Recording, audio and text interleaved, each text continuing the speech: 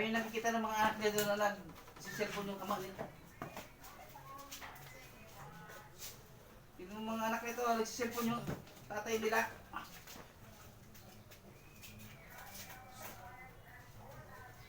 Oh, tama na yung labang ko yan. Tama na, lalabang ko naman mga yan eh. Siyempre, nagpaparelax-relax pa ako eh.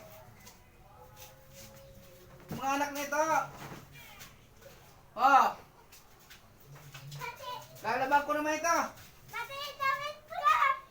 Ay, oh, yung bunso ko. Oh, lalabang ko naman ito bunso. Oh, huwag kang mag-alala. Mga anak nito, pinagtatambakan akong ninabahan.